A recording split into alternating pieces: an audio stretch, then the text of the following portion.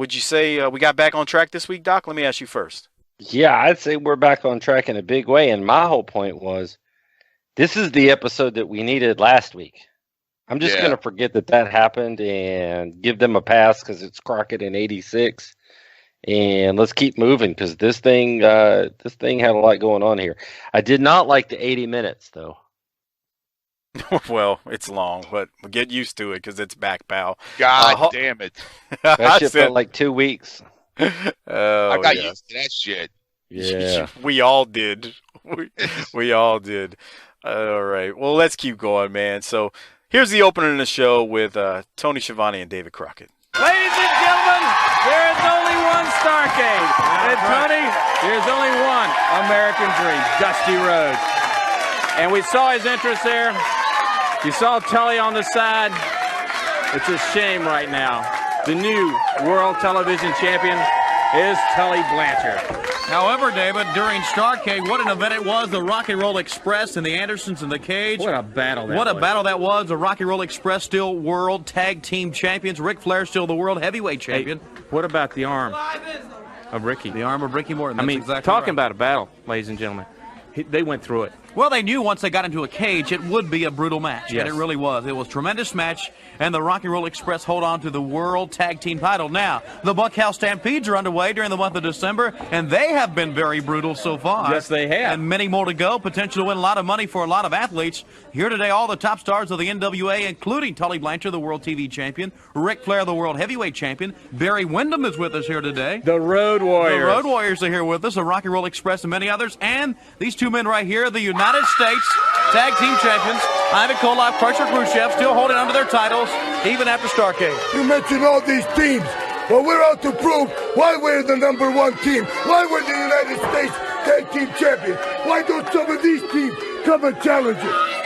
And I'm going to go after you, Nikita, Crusher, and myself. You know, when you first went over to Dusty Rhodes and had your thinking change to American ways, I thought after a few days you'd come to your senses and you'd try and call us or write or something. But no, nothing. So I guess you made up your mind. We're convinced of that now, Nikita. Well, you can look at it this way. There's going to be justice coming down on your head and your friend there now, Dusty Rhodes. Russian justice. Old country way, like I said before. You better look at it this way, that you have committed the crime, and you've been sentenced, and we're passing out the execution. So don't cheat us of this. Stand up and fight like a couple of men. Don't run away like cowards and avoid us. You see, Nikita, I see you've been successful. We're very close to coming and taking world title away from Ric Flair, and I know down deep that's what you're after. But in long run, you're going to find out that it's not going to be a dream fulfilled. Even with your friend, Dusty Rhodes, you're both going to go down and pay the penalty. Now, during the night of the Skywalker... This was, I don't care how many times Ivan says it. I don't get tired of him talking about Russian justice and old country way. Harper, what did you have from this? I'm glad to see him back, man. I want to see him kick some ass. Who? Ivan? Yeah, the fucking Russians, man. I want to see fucking the whole thing fucking come up again with the fucking evil Russians. Don't get too attached to Crusher being involved in this. I know. He's got to go get into demolition. Yeah, don't get too attached. It's not. I forget. It's not far off though, because I mean we're almost at 80. It's almost at 87, and I could swear that seems about that time period. Again, I never get tired of hearing Russian justice and old country way. Doc, what you got from it? The great thing about that line is that he doesn't tell you what Russian justice is. So you have to consider what it is and think about what it is, and your mind's going to come up with something better than it probably really is, and there you go. Yeah, we were saying that the first time that they I don't remember what I said at the beginning of this show. So how would I remember what I said back then? I think people don't never believe that whenever we're on these shows and we're recording. Half the time I don't remember the stuff I say, which is probably bad. It's probably really bad. But whatever. Why?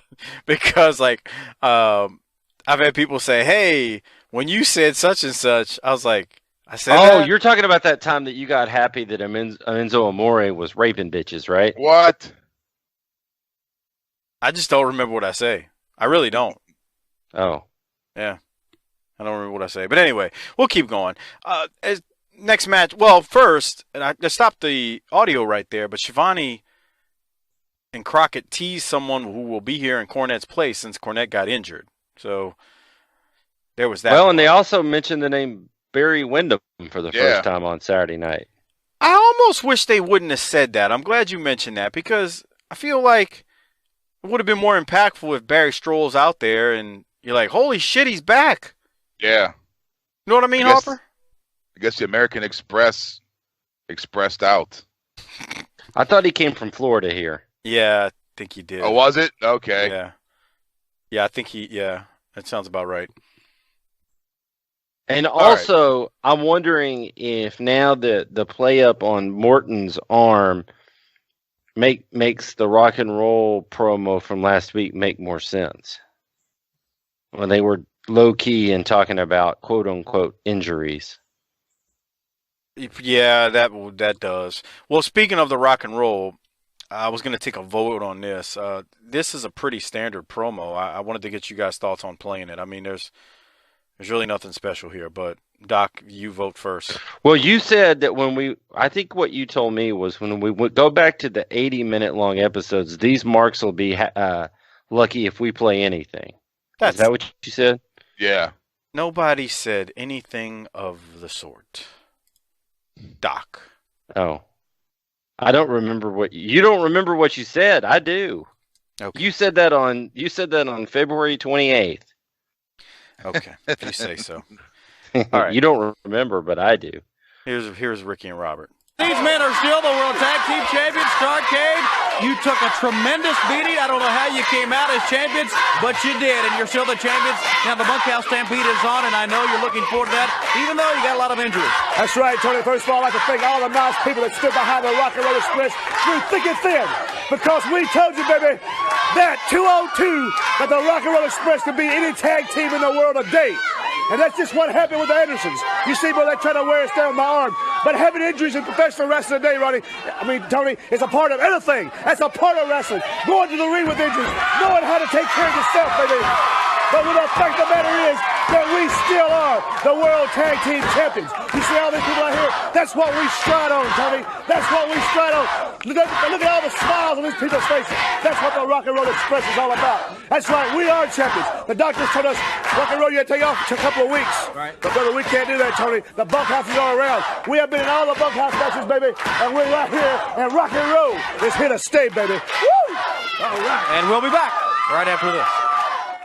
Well, he didn't say they were here to. He said they were here to stay, not here to play. He left out the play part. Harper, what'd you think about this? I guess they're back on the road, huh? Fuck that injury. Yeah. He's trying to talk about being tough. He's like, no, we learned from Bill Watts. You don't get a day off. Well, he ain't lying about that. Them dudes never worked and drove way too many miles in that territory. What else you got, Harper? Oh, I guess Jim Crockett running the fucking Bunkhouse brawls must have fucking told him, no, bitch, y'all fucking clocking in. We fucking need y'all. I thought it was interesting that he said no two men could beat them. Oh, yeah, that's true, huh? That is pretty interesting. Yeah. All right, Doc, what else you got? That no two men can beat them. All right. Well, I guess we're going to see, huh? Mm-hmm. All right. So we'll move on from that one. Up next, no match, but there is a promo that is going to happen. And the Midnight Express are out there, Big Bubba. And let me just hit play and let you listen to what goes down.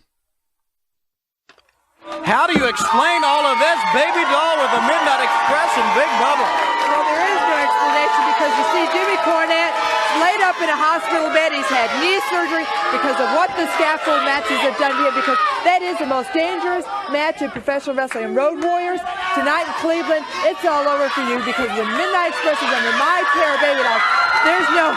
we're out of control. And Road Warriors, once you get to the top of that scaffold and you start looking at the Midnight Express, that's when you know that that's your end. And tonight in Cleveland, that's the beginning of it. Let me tell you something, Tony Schiavone.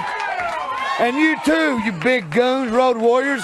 If you think for 1 second, fella, that this is all over, you're badly mistaken, Jack. 'Cause I'm going to tell you something.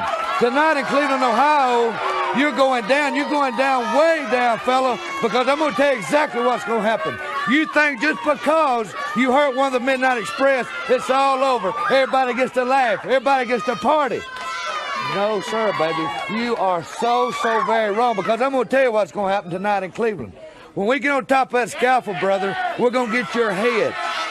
And everything that's open on your head, we're going to close. And everything that's closed, we're going to open. And then we're going to throw you off the scaffold like a big sack of potatoes.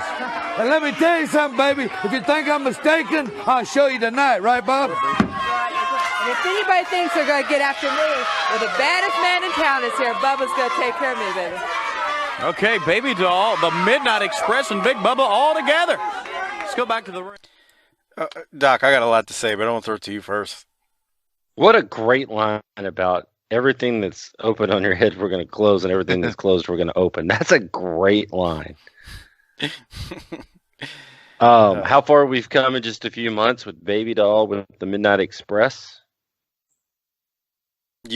That's the note I had. I think it's funny. We're like 3 to 4 months, maybe a little more than that, from corny ripping Baby Doll a new asshole every episode for the Great American Bash Tour, and now she's managing the Express. The irony. Why not?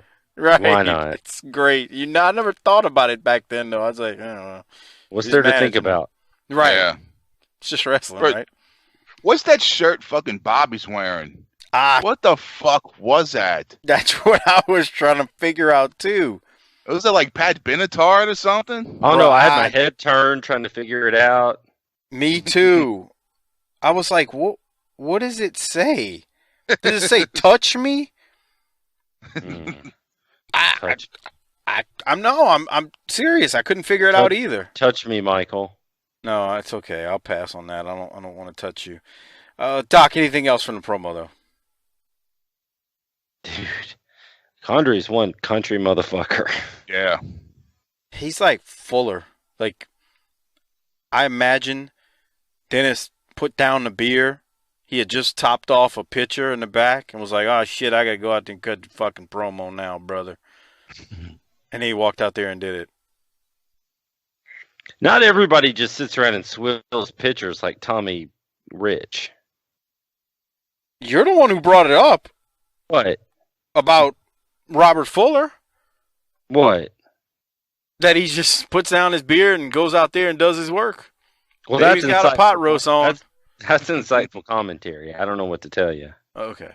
Harper, you got anything from this? Oh, by the way, just so you know, Harper, we're not there yet for you and Smoky Mountain when the gangsters come in. But Mike and I went on a fantasy booking spree this week where what would have happened for the gangsters instead of their first feud in Smoky Mountain being against Rock and Roll if the Stud Stable had still been in there and it was that would have been great. Stud Stable versus the Gangstas. Oh God. Can you imagine the promos Jesus Robert Fuller Christ. would have cut? Mm-hmm. Good That Lord. would have been fucking great. And just a wee bit racist. Well, A tad bit. Cause like, refresh my memory, Doc, on the gang. Like, I haven't watched it all, but I've watched many of the Gangsters promos and Rock and Rolls. Like, did the Rock and Roll ever toe that line? Like, of saying, I don't want to even say racist stuff. Racy stuff is what I mean. Like calling somebody on the other side boy. Yeah, it's anything like something like that. Yeah. Nah, not that I remember, but I was thinking, man, I could see Robert Fuller bringing a bag out and throwing cotton balls in the air. Dude, we're talking about the same dude who walked out there, and I just posted it on Twitter tonight as we're recording this. The same dude who walked out and said he's got 99 problems, but a bitch ain't one, and he's not going to do the Von Erich thing. I mean, think about that. Don't worry. I'm not going to do the Von Erich thing. Right. So we're talking about somebody who cut that promo. So imagine him two young Nubian warriors to go up against. Well, not only that, he's got to keep up with the stuff New Jack's putting out. So New Jack's cutting these just nuclear. You know, telling OJ, "Thank you. That's two less we got to worry about." Can you imagine the response from Fuller to like? He also comes on Smoky Mountain and calls the NAACP a bunch of house ends and Uncle Toms. Yes, he does. Nuclear. So not only is he going after white people, but he's going after his own. Yeah, it's intense, but okay, we'll keep going. That was a good sidebar. Brad Armstrong. Oh, I'm sorry. Did you have anything else from the midnight promo, Harper? No, I thought I was going to get to hear Bobby talk when he was just, "Ain't that right, Bobby?" It's like, fuck. I think I've seen Bobby cut 2 promos in my whole entire life of watching Bobby. Yeah. I mean, during this era, I'm not sure about once we get into the 90s, but during this era, I could swear he just hardly never talks. That's Bobby. The next match... He and Dr. Tom were fighting over the check in Smoky Mountain. That was good. Yeah. The next match is Brad Armstrong versus Vernon Deaton. Brad Armstrong wins. Nothing from that. Doc, anything? Crowd likes...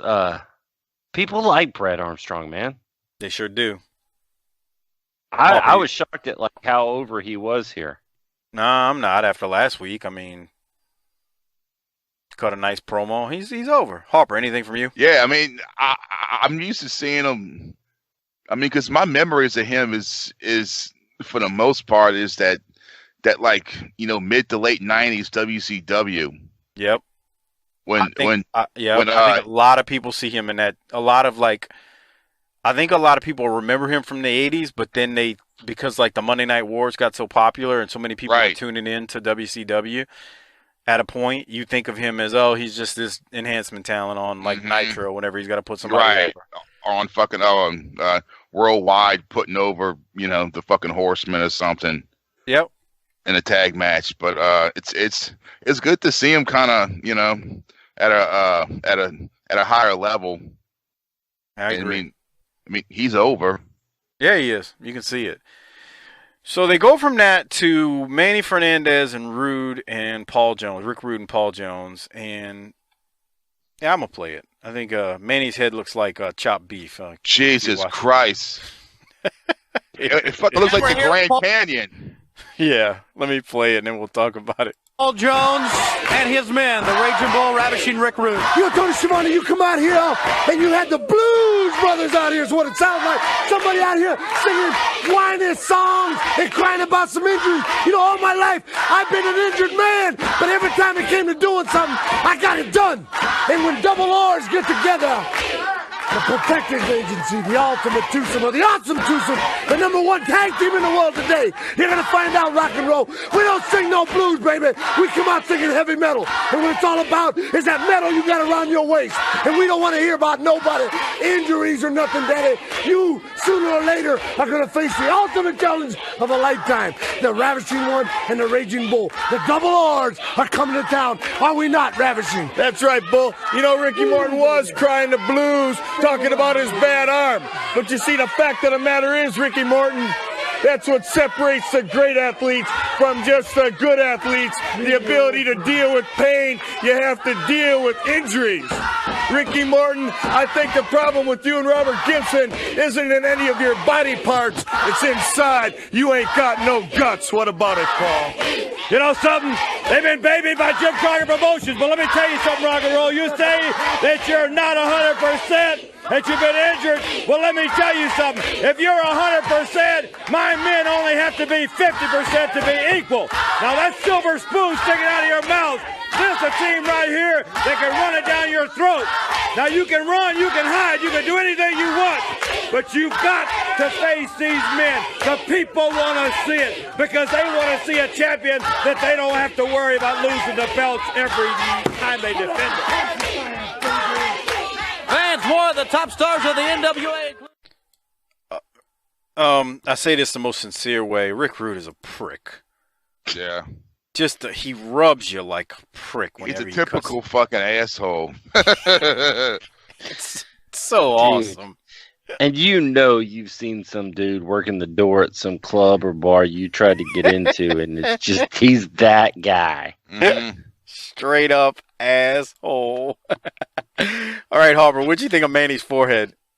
Dude, it fucking looks like the fucking Grand Canyon. Like, I'm waiting to see like Billy Goats fucking hopping around on his fucking head. And he's so much better as a heel, man. So much fucking better. Who isn't? This is an underrated tag team in general, though. They're a good tag team together. Because if you watch that, I think like all three of them, even Paul Jones, that was a good promo. Like, and Paul Jones, he looks like a villain in like an old Western or something, like a gambler. He's got that new look with the hat, the jacket, and the ruffled collar. What are you wearing? When's the last time you heard the studio crowd give a shit that much about what Paul Jones was doing? Yeah. Well, they have cheered, bald-headed geek, even though he wasn't one yet. So, but no, that's a good point. Where's Tisho Khan? He's back in Singapore. Where's the Warlord? He's Where did Warlord go at this point? Did he leave by that point, or was he still there? I don't remember.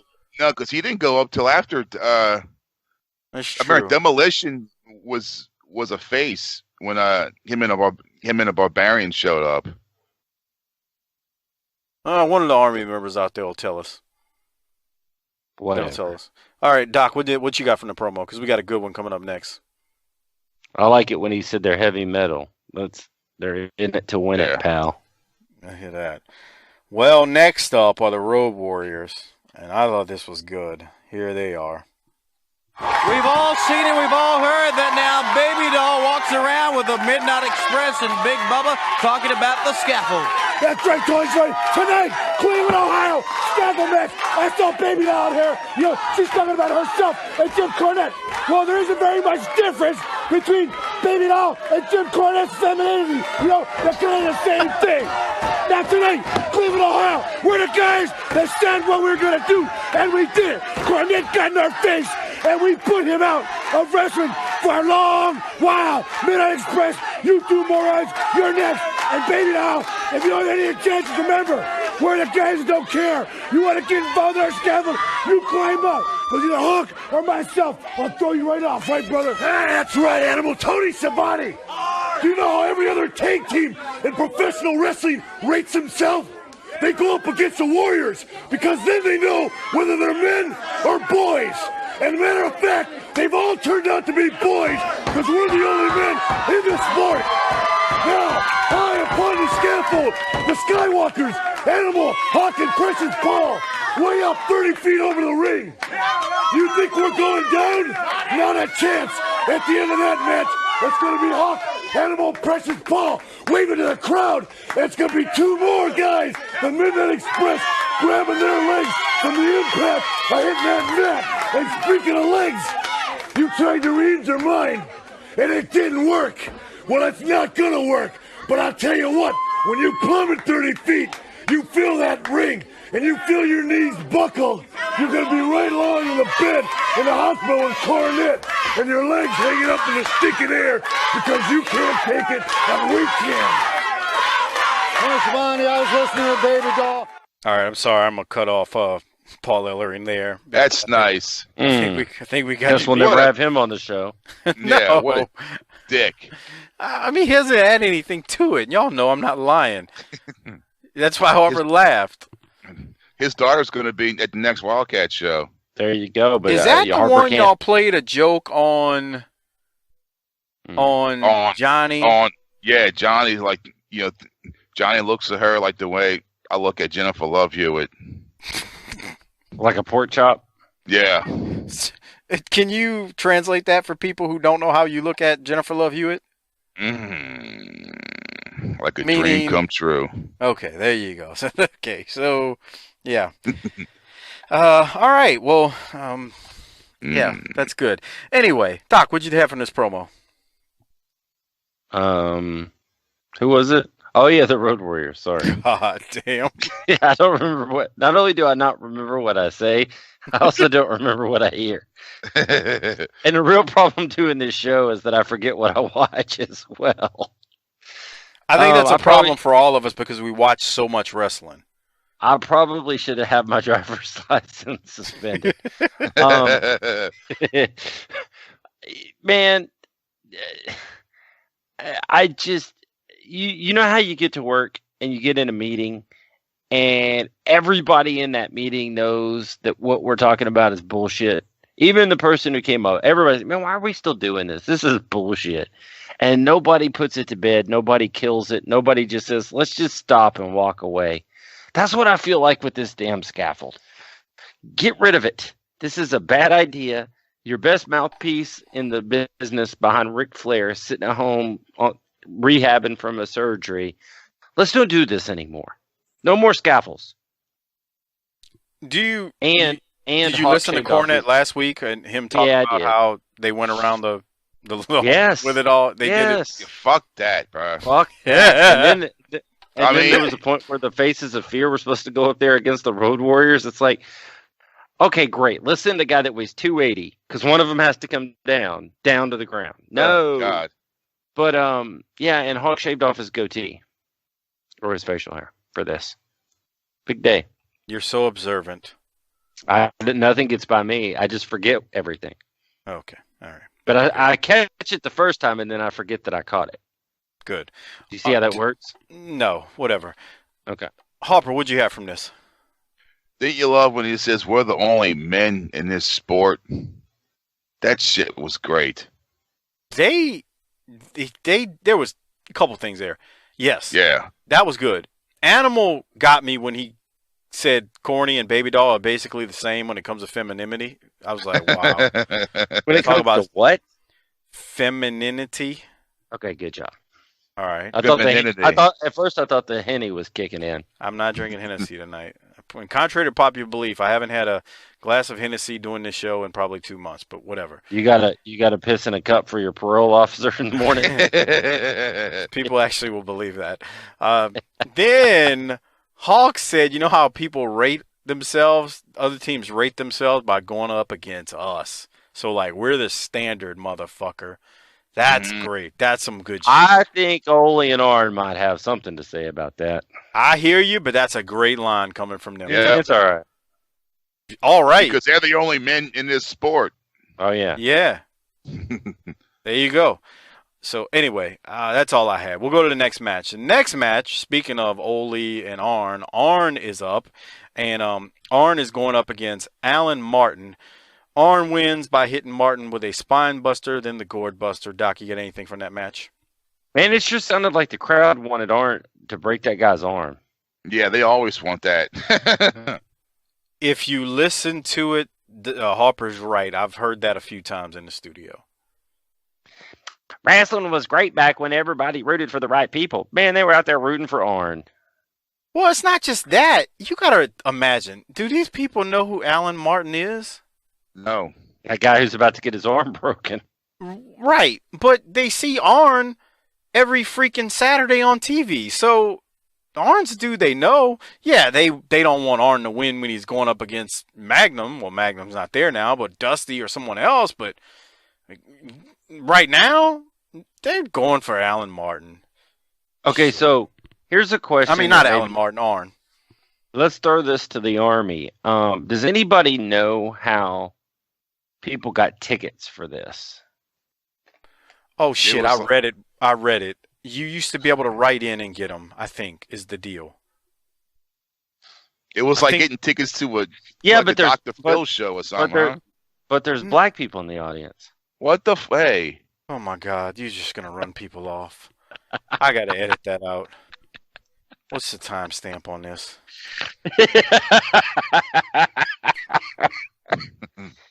Yeah. I find no humor in what you just said. Well, there's children. How about that? How do they get there? What's your point here? What's your greater point? How do people get? I would assume that as hot as wrestling is in 1986, those 70 seats in that room could be somewhat coveted. How do the people who get them sit there get them? Yeah, I think they used to flash it on the screen where you could write in and get tickets for the tapings. You don't remember that? They used to be at the bottom of the screen. I've read it before too. No. I've seen it somewhere. Yeah, they would put at the bottom of the screen. Tim Morecci, official hashtag BTT Army Research Department. Will you tell these two knuckleheads they would put it on the screen and you'd write in and you'd be able to get the tickets that way? Dude, you act like you're going to Starrcade and you're talking about these 70 tickets are coveted. It's not a freaking... Dude, in 1986, in 1986, if somebody would have got my 12-year-old ass to see the Horsemen that close, that would have been my Starrcade. Dude, imagine seeing, the fucking Rock and Roll Express at like fucking 10 feet away from you. No shit, if I went to Starrcade, I'd be 100 yards away, but this was close. Okay. All right. I still think you should have to write into the studio and you can get tickets. And you're part of the problem, dude. We're the most unprofessional podcast. Oh God, I gotta edit that out. Let it ride, pal. You went out in left field with that one. You were trying to be offensive with that one. A lot of times you just are talking and it just. We're trying to get sponsors now. We are. that ship sailed. Trust me. I want a Casper mattress, man. Fuck. I had someone who contacted me about sponsoring, and they specifically said, "We like it, but you guys say some things that we just, man, can you clean that up?" Like, nope. Let me ask you this: what kind of product was it? Can we come down to your store and shoot a load on your product first? Wow. You wouldn't believe it if I told you what kind of product it was. Hey, why don't you send us over a contract so we can wipe our asses with it? It was a collectible type company. That's all I'll say. Like a toy collectibles. More than just toys though. They don't want part of this. Also had a vaping company. Oh God! Contact me about. I hate something. That shit. Fucking. No shit. I actually would have went with that because that's what you look like. Wait, what? Hold on, I could have. What were you saying, Harper? Every time I see someone vaping, it's like they're sucking Optimus Prime's dick. That's what it looks like. Well, I guess there goes the vaping sponsorship that was possible. God damn. Man. I don't know anything about vaping, so when that's what it looks like. It's like a piece of metal thing, and they put it in their mouth, and it look like they're it's when smoking and dipping is not white trash enough. Right. Vaping sounds like something I wouldn't mind trying if I can smoke without smoking. So you're saying you get some e-juice. You get a little buzz without having to actually inhale a cigarette? Yeah, but you could get like peach flavored juice and then So what if do they have Hennessy flavor too? I sure wouldn't be surprised. Yeah. That might be something. But you still got to do it outside just like a cigarette. So fuck that. I'll break the fucking rules. I'll show them what kind of outlaw I am, motherfucker. Uh-oh. Anyway, we gotta keep going. Here's the kind of sponsor we need. And this is why this works. We need a sponsor just like our wonderful, sweet patrons, except we need one to act like a million patrons at once and just write us a big fat check. That's what we need. No strings attached. We're not going to sell your product. We hate you and your product, but we'll take your money. Well, the vaping company just never got back to me, which leads me to believe they listened and were like, they're unprofessional. We can't have these guys selling our product. Right, because the people who vape are so professional. Yeah, they're so classy. Right. Y'all just offended all of the vapors. 1% out there vaping and listening to our show. Okay, hold on. Let me say this. If there are vapors out there, I do not co-sign with what these two morons have to say. Vapors. To me, it sounds like a nice alternative to actually smoking. They even got a fucking name. The Vapors. Well, smokers have a name, too. They're called smokers. Oh, God. I mean, yeah, but they get cancer the right way. I tell you, what would be a good sponsor if Black and Mild got in touch with me. That'd be nice. Why not fucking Hennessy? We already promote the shit. Right, I know. I wish Hennessy would. And really, to be honest, we ought to get an IPA because we could play heel and babyface on that, except we'd all heel out on it, I guess. Okay. Can we keep going? We got a lot more to go in this show. Now that you all have offended all of the people who vape. We just had a BTT business meeting there, so we pull back the curtain on serious BTT business. All right. Well, up next, after Arn defeated Alan Martin, is Dusty Rhodes and Nikita Koloff. Let's give that a listen. Here it is. And you hear the response from the fans as the superpowers walk out. Nikita Koloff and the American Dream, Dusty Rhodes. You know what, Tony Schiavone, there's a storm brewing across this great land of ours. Dusty Rhodes, the American Dream, and Nikita Koloff are in the eye of that storm. We know what it's like to be in the eye of the storm. Nikita, my man, got me dressed up for Siberia, brother, but remember this. Nikita Koloff, the only man, Ivan Koloff, can walk around Siberia without a shirt on. Don't you be coming out here, Ivan Koloff, start running down Dusty Rhodes, much less Nikita Koloff. You're talking to the American Dream. You over here, Daddy. Whatever Nikita did, he did it because he wanted to, and he has no law. He has nobody to answer to but himself, just like Dusty Rhodes, the American Dream. Nature boy Ric Flair, color yourself pretty, you understand? Oh, Lord, isn't he pretty? Big cars, fancy rings. Some of the ladies aren't as pretty as he makes them out to be, you understand? You can always find the dog at 3 o'clock in the morning. You know what I mean? And most of them be roofing. But Dusty Rhodes gets his around 9. Cocktails, dinner, and lunch, and then evening play, you understand? Them are the ladies of the evening. The American Dream, Dusty Rhodes, comes for Tully Blanchard now, wearing something belong to me. You understand? You need to buy you something. You need to go get you something while you can. Because the money now gonna come back to Dusty Rhodes, the American Dream. Nikita Koloff, they gonna eat some steel in the next upcoming weeks around this country. Yeah, I'm pretty. I know I'm pretty, but I'm most of all the baddest man around in the world today. Nikita Koloff can do it anytime.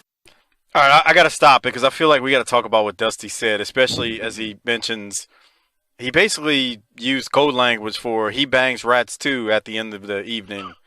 Yeah. Did you catch that, Harper? Yeah, I mean, that is true. At 3 o'clock in the morning, like at the Swamp Room, man, you could, I mean, if you're not picky, you know. There's always a hole to stick it in. Exactly. I mean, how many penicillin shots do you need? Well, you know. If you're not going to be picky, I mean, fuck. We're going to worry about that on Sunday morning. Well, I don't know. I kind of care about myself on Saturday night as well. Fuck that, man. Grab life by the horns. Grab a hold? Is that what you're saying? Yeah. Grab life by the horns, man. Come on. Hey, Wanda, here's your Me Too moment. Wow. That's nice. Harper, what else you got from that? I love the fucking Willie Nelson shirt Dusty's wearing, bro. That shit's nice. Oh, shit. That completely slipped my... You sure is. Willie Nelson. That's just badass. It slipped you because it wasn't a Bones Thugs and Harmony shirt. It's the first of the month. Wake up, wake up. Get up. It's the first of the month. Sing it, Harper. Wake up, wake up, wake up. It's the first of the month. Sing it. That's all I know. And a song about the uncle dying.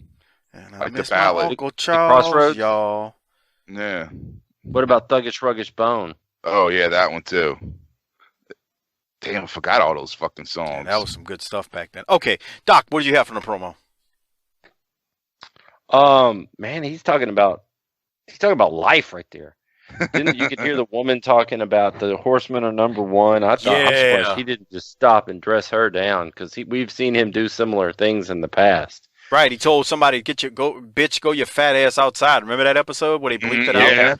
Yeah. And here's something I thought I would never say, ever. What? We're about to hear a halfway decent Nikita promo. Yeah, I'm gonna play it since you got there. Here it is. American Dream was a big test for Nikita. You see, I learned many different things about you, Ric Flair. I learned I can thank you, how you like to say, you best shot, you figure 4, and you know defeat me. I know quit, I know give up. I know, Ric Flair, you cannot defeat me, and I know I can defeat you. You see, it's going to take one mistake, and you're going to get hit with a Russian sickle, and you're going to go down. You see, Ric Flair, it's far from over. And you, Uncle Ivan, you say, I have a dream to be world heavyweight champion. Well, you right. And you say you're going to try and stop me. You're going to try to ruin. Or maybe you forget. American Dream said before, for me, there is no law. You see, you cannot stop me. I know I go to Kremlin, to nobody. Uncle Ivan, you stay out of my face. American Dream, Ric Flair is far from over. I will be new world heavyweight champion someday. The superpowers. And back with more right after this. All right, Doc, you had mentioned this, so I'll let you kind of take it. Nikita right there. No, I was wrong. This is garbage. No, it wasn't. It's his best one, I think. He cut another one as one of Harper's broads is texting him or calling him or who knows what's going on. You everybody in IPA now. I thought if Harper sees you in an airport, he'll buy you a beer, right? Is that what Stone Cold always says? I kind of want to know though who's going to WrestleCon Thursday night. See Harper perform. Yeah, who's going, man? I don't know. I haven't really. No, it's Thursday. Yeah, that's what I meant. Did I say Saturday, Friday night? Oh shit, I always get it wrong. It's Thursday night before WrestleMania. We'll talk about it at the end of the show. But Doc, are you serious? Now you don't like the promo? Yeah, now I don't like the promo. Okay, Harper, what did you think of it? I don't think it was bad. I think I like what he said about Flair when he says, what does he say? I know I can beat you, and I know that you can beat me. Yeah, the only thing about Nikita, like in hindsight, the problem is I kind of know how all this works out in the end, and it was good. I don't remember. It was good for what it was going into Starrcade, but I think somebody will argue me on this. But I think to me, he kind of starts losing the steam really right about here. I hate to say it. I mean, Dusty did what he had to do for that moment in time based on Magnum's injury, but I think we're about. It's not bad, but I've talked to people who lived in the area that saw him on I guess the house shows and the local shows and all that stuff, and from what people tell me, they've confirmed it kind of winded down and it wasn't really all that great in their opinion. So I don't know. I kind of had the same view of it, but we'll see it play out and what goes down. Anyway, all right, we'll keep going. I thought it was decent. Doc said it was decent, then changed his mind. There is a Paul Jones promo in between the next match and now. I'm not going to play it. He just challenges the Rock and Roll Express, so let's see if they answer. That's basically what goes down there. Doc, are you in agreement with that one? It was just pretty much a challenge. All right, Harper, you too, as you get a phone call or a text? Jesus. Is this when they sign the contract? I don't remember. It's not my notes, but I know Paul Jones came out and he challenges the Rock and Roll. So now they have to answer the call. So I don't think they sign anything right there. Right. After that is the Midnight Express with Baby Doll, and they're going up against Art Pritz and Dave Spearman. I don't remember Spearman being on yet or before, and since we started doing these, I should say, might be his first time. Midnight wins. Doc, anything from that? Mm-mm. Yeah, me either. Harper, anything? No. He's reading his text message. He's not worried about that one. And then we got a promo from Ric Flair, and then he's joined by Tully Arn and JJ. It's Rick, so you know we're listening. Here it is. Yeah. Starrcade is complete, and still the world heavyweight champion, none other than Nature Boy Ric Flair. Let's get a shot of this one time, boys. This is what all of them are wearing on Wall Street, Daddy, huh? Let's check this out one time. You know, Tony Schiavone, Obviously, there's a lot of very intelligent people around this world that follow and watch and live day to day for professional wrestling. So I ask you, when I walk out here, there's obviously a clear-cut difference between me and Dusty Rhodes, for instance, Nikita Koloff, for instance, the Road Warriors, for instance. You see, you know, when I walk out here, you are looking at what we have come to know as championship material. You know what I'm telling you? When I walk out here and tell you that I'm the world champion, you know what I got to back it up? I got this. $40,000. Yeah. It's mine. Got my name on it. And you know why I got it? Because I make my living stepping out of all these custom-made clothes and beating up guys like Dusty Rhodes, Nikita Koloff, Barry Windham, the Road Warriors, Brad Armstrong, Wahoo McDaniels, Ronnie Garvin. It makes no difference. The bottom line is, I am the best wrestler in the world today. Now, why do you want to take a man like me and put me, come on over here, Mr. David Crockett, and put me in a bull rope chain match? Not my specialty. And I'm telling you, and I'm serving notice to you, that Tully Blanchard, another world champion, and I are fed up with all these contracts. No more bull ropes, no more chains. You got 2 more weeks, and that's it. Right now I'm telling you that because I have amassed the wealth, because I'm a big man on Wall Street as well as the ring, no more bull ropes, no more chains. In other words, we go right back to the basics. I defend this, or I don't work for you. In other words, send a limousine to the castle if you want me to work for you again. Now, one more time. It's the time of the year when all the women around the world are thinking about Christmas. So you know what I give you? I give you a mink coat. I give you Ric Flair. Woo! And I give you the 4 Horsemen. All right, boys. Yeah. You know what, Tony Schiavone? Nobody says it better than the world's heavyweight champion, the world's television champion, formerly Ricky Morton's broken arm. But I tell you what, in the next few weeks, you people are going to find out what it's all about. Because I tell you what, Flair dictates the rules on this, and Tully Blanchard Enterprises dictates all the rules on the World Television Championship. And you people are going to find out just exactly why the world. Don't be wrapping us up. Don't be wrapping us up until we tell y'all. Baltimore, Philadelphia, Chicago, the 4 Horsemen. Woo! Are going to tear it down. All right. Let's go to the ring. Flair told him who the Booker man was at the end of that. Don't you wrap me up. I got to get these shows we're plugging in.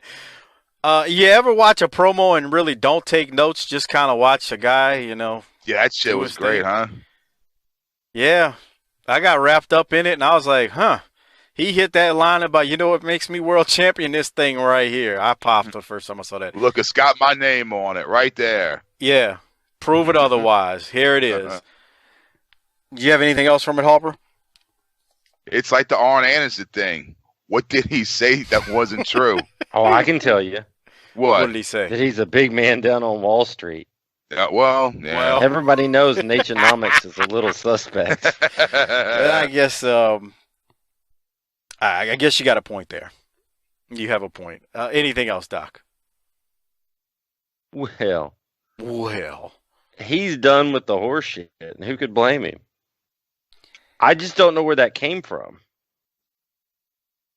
Like, no more bull whips, no more this. I mean, I liked it, but where does it come from? What's causing all this? He's the champ. He should be able to call the shots.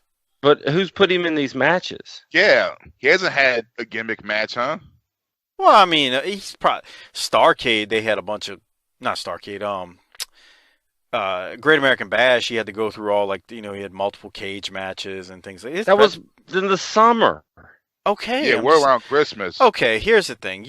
Y'all are basing it off of what you're just seeing on TV. I mean, he's going around every single, 6 days a week, 7 days a week, twice on Sunday. I'm sure he's doing some gimmick type matches in that. That's what he's referring to. Not anymore. He said, fuck that. Yeah. I know. You asked, what is he talking about? That's what he's talking about. What's causing all this? Okay. There you go. You got shut down in your point again. Keep going, Doc. What else you got? I kind of did the same thing. He was just out there rolling, and I was like, I forgot to take some notes on this, but it was good.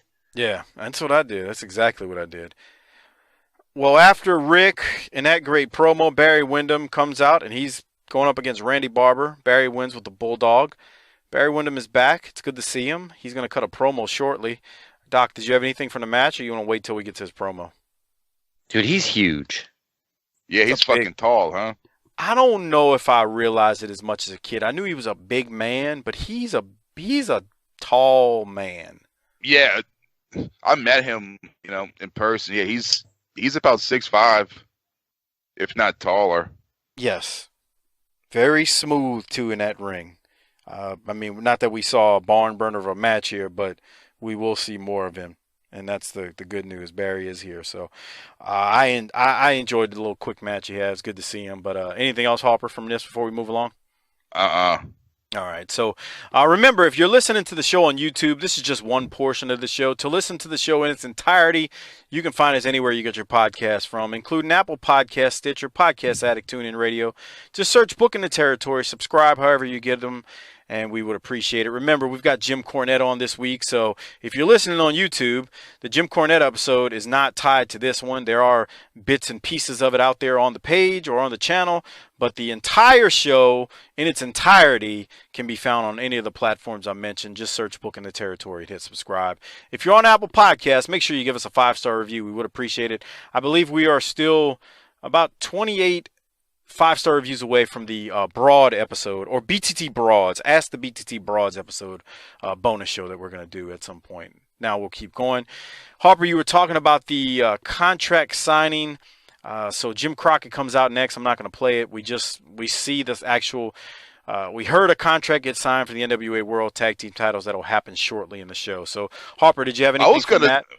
Well, I was going to say, you think they brought him in to replace Magnum? Who, Barry? Yeah, that's why he's there, because he did bring him up. Somebody out there is going to know if that was the intent. But I know there was, we've talked about it. They needed baby faces, right, Doc? Remember we had that discussion? Mm-hmm. So they needed the heroes, Yeah, I'm holding out for a hero. I don't know if they really brought him in to replace him, but they just needed another babyface. And you're gonna see. Barry's about to start talking about, like, he comes in right away and he's already talking about going up against Flair. He wants the world title. You're gonna hear it in the next few weeks. He says it more than once. So I don't know if he was. I can't say he was Magnum's replacement, but shit, he was a hell of a deal to come in. I know that much. Yeah.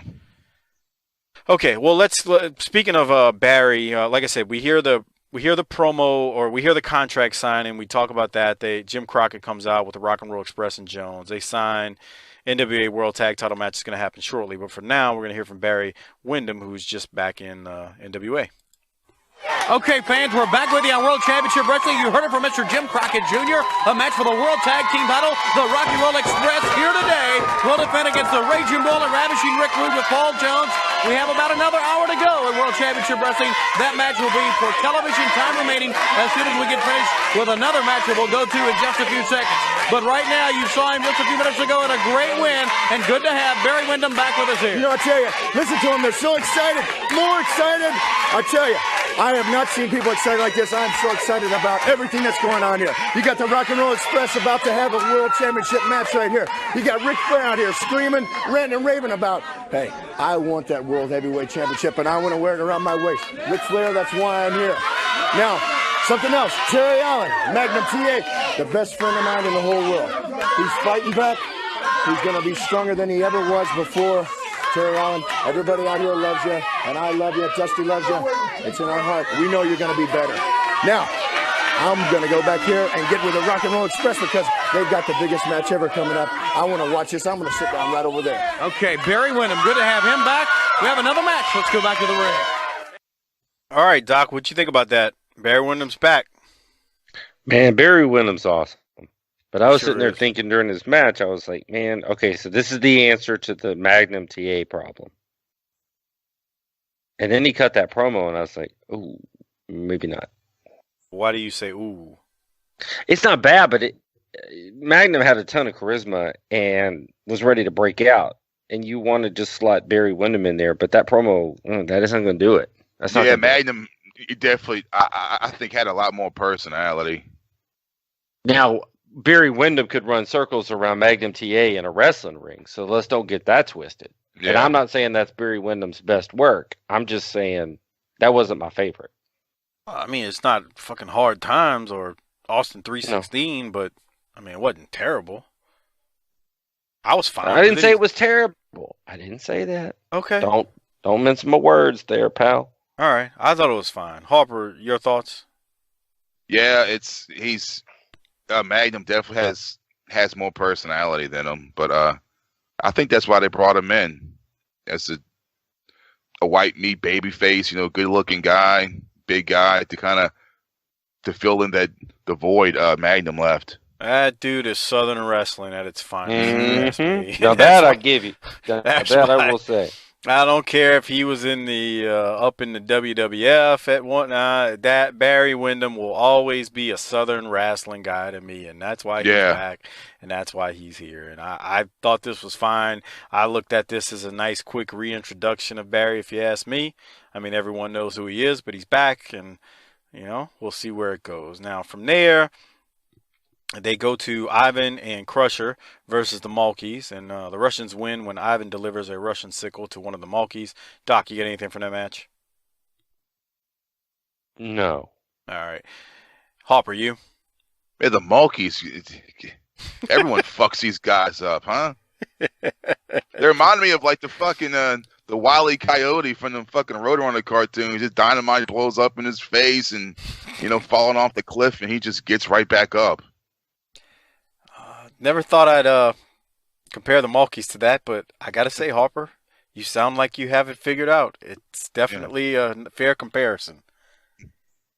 We'll keep going, though, so the Malkies obviously lose. The next matchup is the World Tag Team Championship match for the NWA World Titles.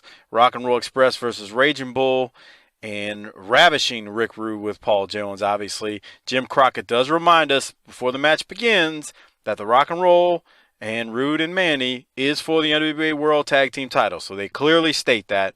The studio crowd is loud and into this thing throughout.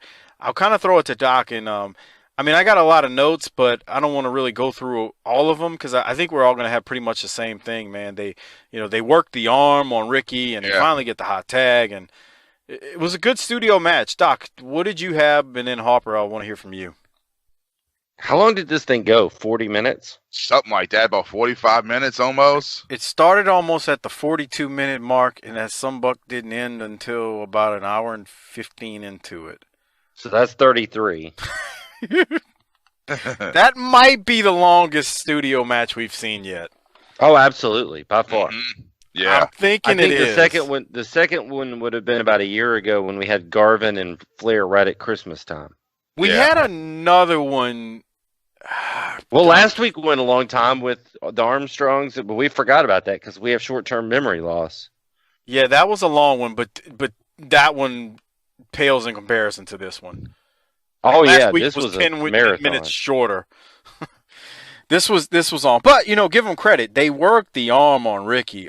Jesus Lord. Yep. But they kept Gibson down in the leg thing forever, too. They dominated this shit. Fucking psychology wrestling, man. This was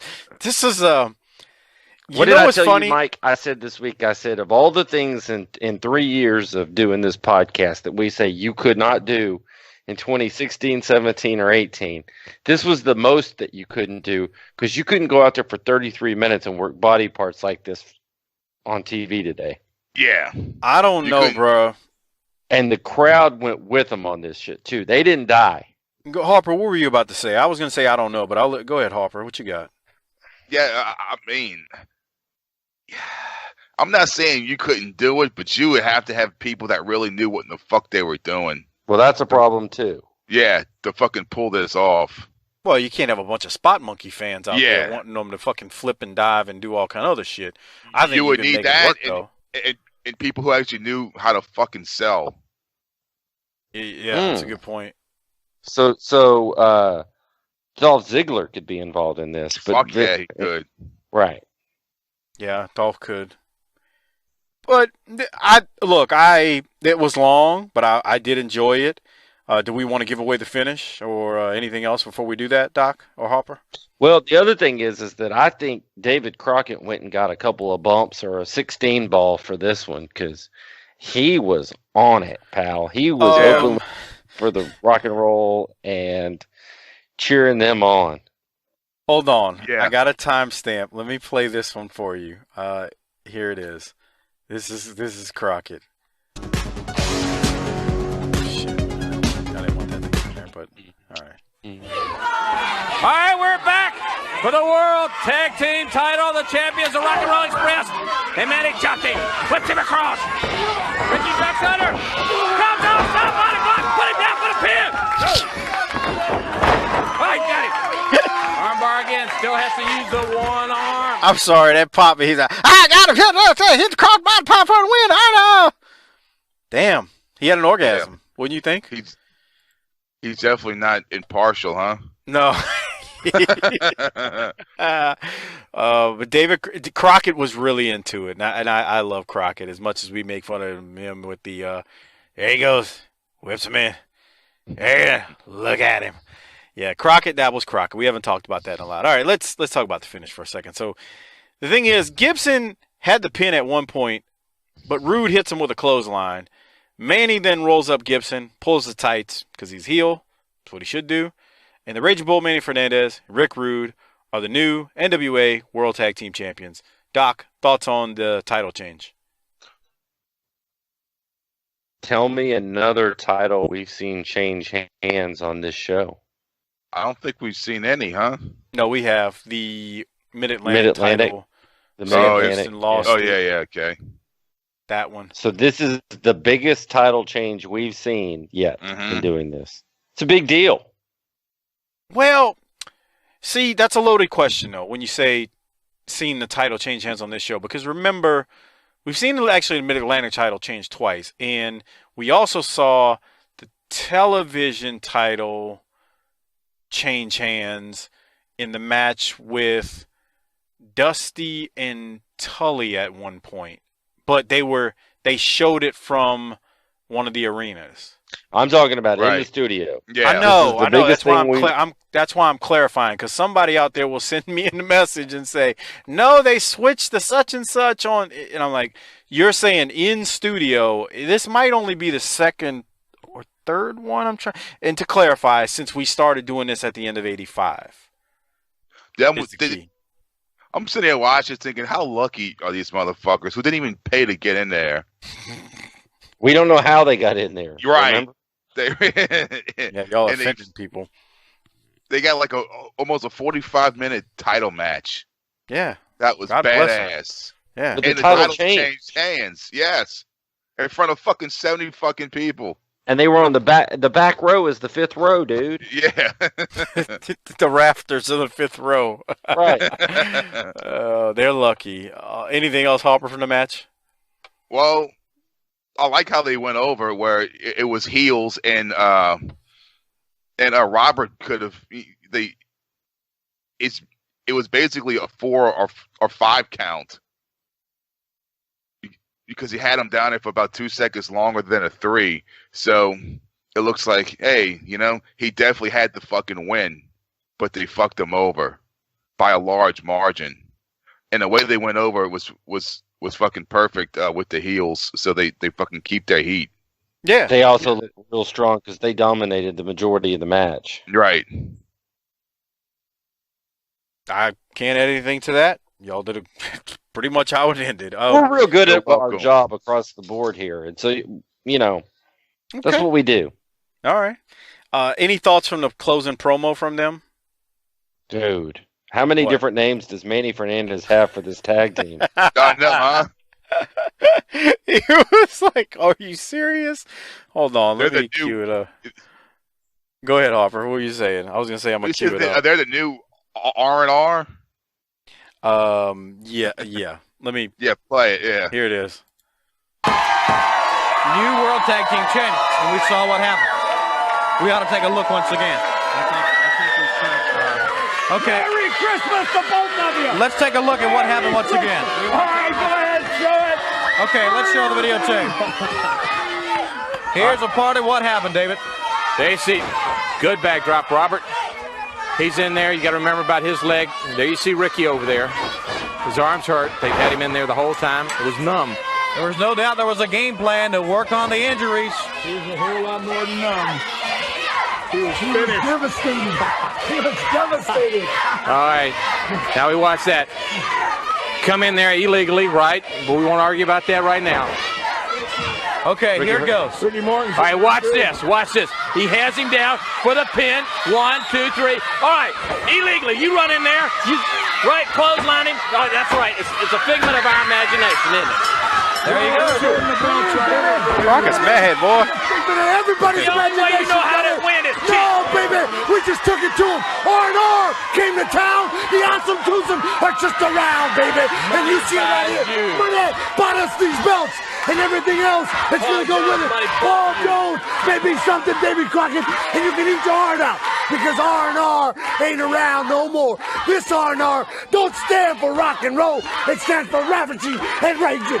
And when we go around the world, we're going to show you what we mean by the Awesome Twosome. They ain't know maybe that Paul Jones is something. Paul Jones is number one, and Paul Jones is owner of the World Tag Team Champions. And the silver anniversary is right now of the World Belts. And I tell you one thing right now, who could represent the World Belts as a silver anniversary better than the Raging Bull and Ravishing Rick Rude? We're so happy. Merry Christmas to everybody. That's right, Giovanni. What it amounts to is a situation where the end justifies the means, and we all know what that means.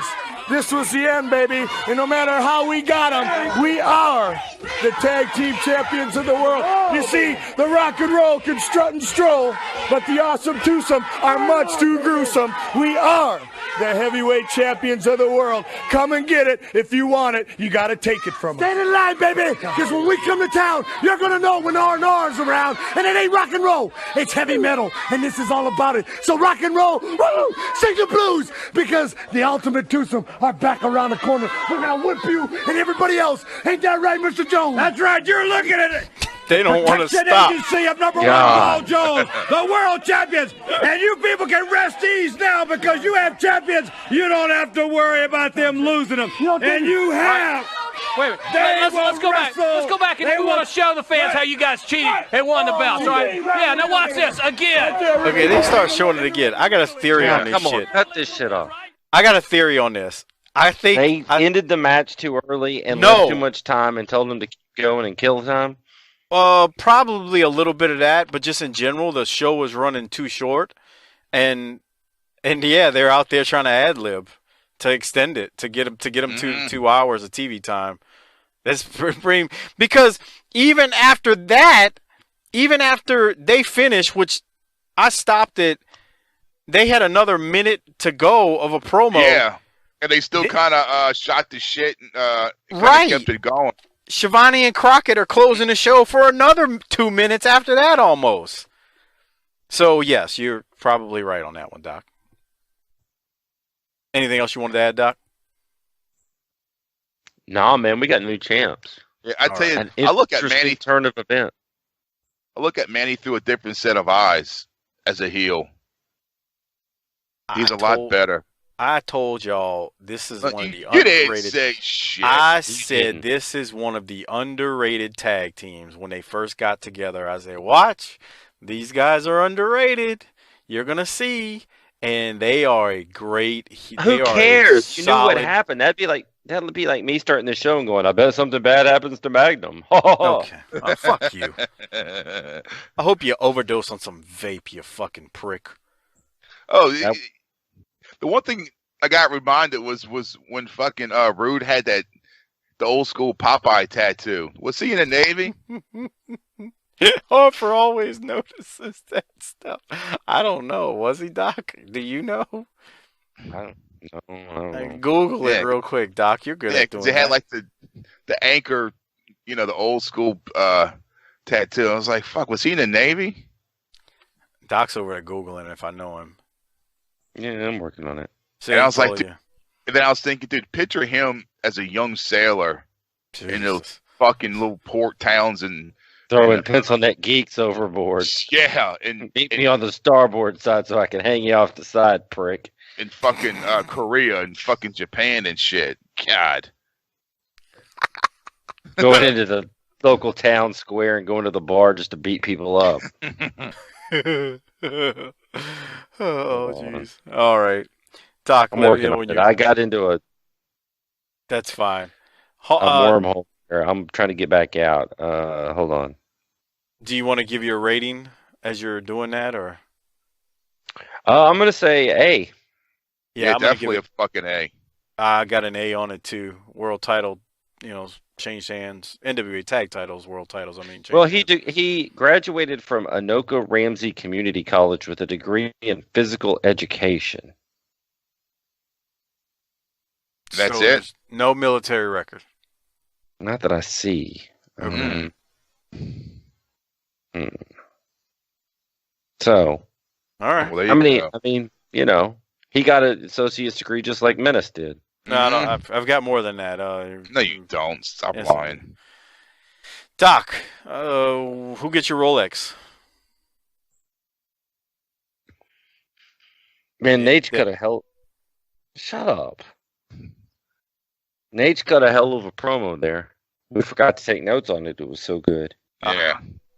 I think everything on this show was really decent to great. But to go out and work 33 minutes and keep a crowd like that going is something special. I thought about giving it to all four guys, but that always feels like a cop-out. So for the two guys that won the belt, they can also share a Rolex. So Manny Fernandez and Rick Rude. That's fair. Harper, who you giving yours to? The same, too.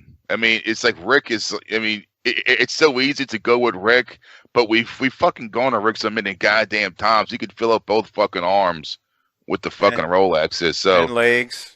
Yeah, legs, his fucking toes. He could put them around his fucking neck. But okay, so I thought you were about to say. Well, what do you think? You see, look, we're trying to get sponsors here, man. I need a new mattress. That just knew he was about to say put him around his dick too. So it says here that Rude. Yeah, Rude was a bouncer for a short period and later did a small stint as an arm wrestler. Oh, God. All right. Those are two dick move professions. Yeah. Bouncing and arm wrestling. Where being a prick is an added bonus. And that's what he did with his PE degree. Yeah, they said he never used it. Okay. It's all right. I never used mine either. That's nice. Okay, I got to give it to Rick or Rude and Manny as well. They get the Rolex. Yeah. I totally agree. All right, wait. What? I think we forgot a match. Did we? Something with Mike Jackson. With Tully. With Mike Jackson. When he defended the title. Yeah. At the very beginning, right? Tully beats Mike Jackson with the slingshot suplex. So maybe you should stop worrying about the content of our show getting sponsors and you work on the accuracy of it so that maybe we can get some vape or some other white trash bullshit in here. Yeah. White trash bullshit. That's nice. You just offended everybody again who vapes, who listens to the show. I'm doing a public service announcement. I'm trying to get everybody to quit their bad habits. You're an asshole. Let's keep going. If you have not already done so, make sure you use the Amazon referral link. It's tinyurl.com/bttamazon. It's a great way to support the show on an ongoing basis when you actually go there and shop, and it doesn't cost you anything extra. So again, tinyurl.com/bttamazon. Please use it. give it to your wives, girlfriends, anybody in your family who purchases on Amazon. And with that said, let's now get to part 2 with Jim Cornette. Got a bunch of topics this week. Why was Don Wright in Dirty White Boy's corner at Volunteer Slam instead of Ron Wright? Cornette discusses, like I said at the top of the show, Kanemaru and the night Sullivan cut Kanemaru's arm open, or he appeared to. Jim actually tells the whole story on that. Where was Armstrong's Army training session filmed at? Where was Kevin Sullivan the Masters vignettes filmed, and who was Sullivan's stooge that fell out of the tree? Remember that, Harper? That guy was great. Cornette tells us who that you was. Don't even know, you don't even know the half of it. This is awesome. Yes. Cornette on the Mid-South talks about the Mid-South feud between the Midnight Express, Magnum TA, and Mr. Wrestling number 2. He also gets into how scared he was of messing up when he went to Mid-South at 23 years old, and he's selling out the Superdome and in these main event matches. Hey, you go pimp that over on Arcadian Vanguard. This is the BTT network. He's leaning into it. One more thing I realized after recording with Jim that I got confused on when we were talking. We kind of misconnected on this. Was we were talking about Sullivan's promo where he's mimicking The Shining. If you remember those, I was trying to ask Jim if the promos before Kevin Sullivan and Boss Man wrestled at Fire in the Mountain, if those were shot in Japan, where Sullivan is shown in the locker room. But he's talking about Sullivan when he's getting therapy and how those were shot in Kevin Sullivan's home. And Jim did confirm that Nancy is the broad or the lady. Yeah. I don't need him to confirm that. I did my own triangulation on that, pal. You could tell how? Her I don't want to talk. I don't want to speak ill of the dead. And Jim, when you're ready, Mike and I will fly up to Louisville and we'll help you with the details on Smoky Mountain as you write the book. There you go. So with all that said, here's the thing. I mean, in all honesty, we have a written set of notes for so far 42% of the entire TV history. Yeah, pretty much. You nailed it at that, Doc. All right, so with all that said, let's get to it now. Part 2 with the one and only man behind Smoky Mountain Wrestling, Jim Cornette, on Booking the Territory, Unprofessional Wrestling Podcast.